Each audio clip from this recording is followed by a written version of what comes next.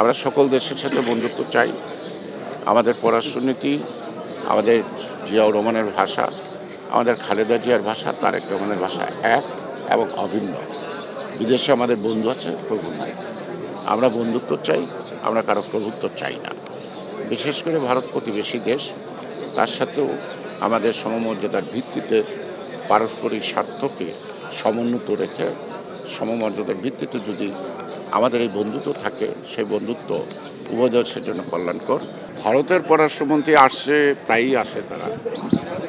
এখন নতুন প্রেক্ষাপটে তিনি আসছেন, তিনি যা বলছেন তা নতুন করে, তাহলে বোঝা যাবে যে পুরাতন সম্পর্কের মধ্যে কোনো না কোনো ফাঁক করছিল, যে কারণে সম্পর্কটা নতুন করে নতুন আঙ্গিকে, বিশেষ করে বাংলাদেশের জনগণের যে চেতনাবোধ, আকাঙ্ক্ষাবোধ, বাংলাদেশের মানুষের যে চাওয়া পাওয়া, সেটা ভারত তারা উপলব্ধি করতে সচেষ্ট হবে এবং ভারতের সাথে বাংলাদেশের বন্ধুত্বের সম্পর্কটা দেশে দেশে হতে হবে, কোনো ব্যক্তি বা দলের সাথে নয়।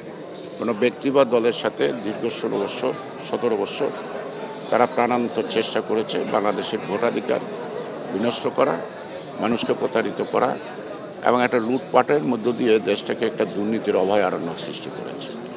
সুতরাং আজকে যদি ভারত এই কথাগুলি তারা উপলব্ধি করতে পারে, তাহলে তারা নিশ্চয়ই সঠিক পথেই ভারতের সাথে বাংলাদেশের সাথে বন্ধুত্বটা বজায় রাখবে এবং এটা অব্যাহত রাখবে। আমরা সকল দেশের সাথে বন্ধুত্ব চাই। আমাদের পররাষ্ট্রনীতি, আমাদের জিয়াউর রহমানের ভাষা, আমাদের খালেদা জিয়ার ভাষা, তারেক রহমানের ভাষা এক এবং অভিন্ন। বিদেশে আমাদের বন্ধু আছে, প্রভু নাই। আমরা বন্ধুত্ব চাই, আমরা কারো প্রভুত্ব চাই না। বিশেষ করে ভারত প্রতিবেশী দেশ, তার সাথেও আমাদের সমমর্যাদার ভিত্তিতে পারস্পরিক স্বার্থকে সমুন্নত রেখে সমমর্যাদার ভিত্তিতে যদি আমাদের এই বন্ধুত্ব থাকে, সেই বন্ধুত্ব উভয় দেশের জন্য কল্যাণকর এবং ভবিষ্যৎ ইতিবাচক দিকে যাবে। সুতরাং মুরব্বিয়ানা অথবা আমাদের উপর খবরদারি এবং সকল কিছু এতদিন দেখা গেছে দিল্লির সংকেত ছাড়া একটা ব্যাংকের এমডিও নিয়োগ হয় না, এবং কে কোথায় বিচারপতি হবে, কে কোথায় কী বড় বড় পদে থাকবে, কে এমপি হবে, কে মন্ত্রী হবে, এটা তারা ডিসাইড করতেন।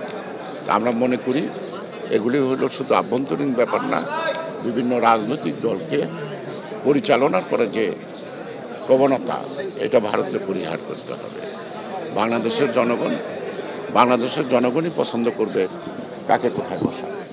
বাংলাদেশের স্বাধীন দেশ, তারাই ডিসাইড করবে কোন জায়গায় কে যুক্ত, সেখানে অন্যের পরামর্শের দরকার নেই। তার যদি অভাব হয় তাহলে তো আমরা বিদেশ থেকে কনসালটেন্ট পাবো না।